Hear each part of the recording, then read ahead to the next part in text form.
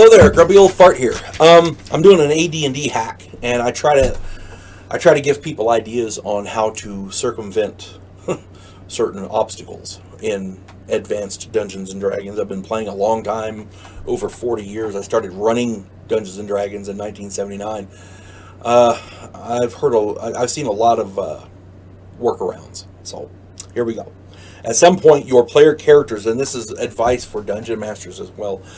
At some point, your player characters will run into big bad guys. Many of these big bad guys, usually demons, devils, that kind of thing, have what is called magic resistance. Magic resistance is a rating aside from the normal savings throw. The normal savings throw process, which completely it's a rating aside from the normal savings throw process, which completely protects the creature from any and all magical spell attacks. Magic resistance is rolled before savings throws, so it basically doubly protects the target. It's like a shield against spells. An example, meaning a fireball centered a foot in front of the target who has 80% magic resistance explodes.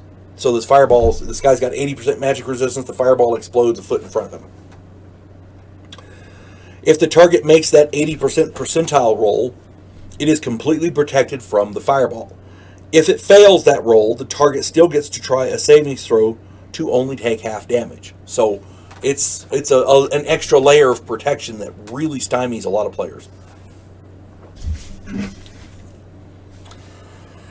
As you can see, magic resistance can be very, very frustrating for players who are facing these big bad creatures. They must rely on melee and missile attacks and other non-spell attack forms. Most big bad creatures like this have tons of hit points and can deal massive, massive damage. So it makes for a harrowing endeavor, to say the least. Enter the Druids with their Call Lightning spell. Call Lightning is a 3rd level spell. It allows Druids to call normal lightning bolts down from a stormy sky.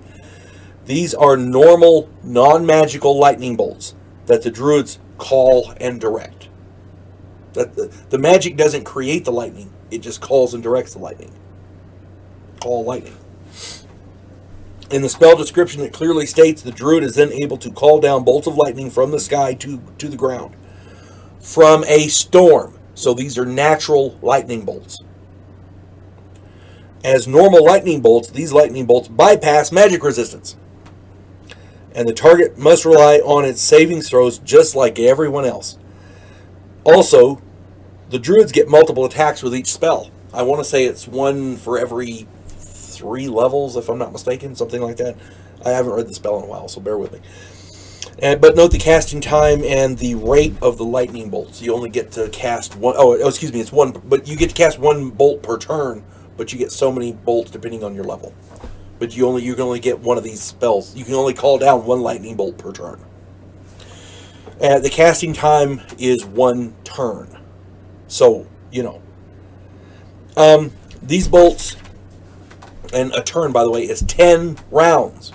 So if you're going to go into combat with something big and bad, be sure and cast it ahead of time. These bolts do good damage, 2d8 plus 1d8 per level. So they start out, if you can cast one of these, your minimum lightning bolt is going to do 3d8 damage. And it provides a non-magical assault capability for your player characters. I recommend you let them figure this out on their own because I had to. It was a hell of a thing too. But again, when you run Advanced Dungeons and Dragons, magic resistance can really screw with your group. Especially a high magic resistance almost eliminates magic users and clerics from the group. So, this makes a huge impact in your game. So, anyway, read the spell. It's in the player's handbook. It's a 3rd level Druid spell. Call Lightning. You folks have a good day. God bless one and all.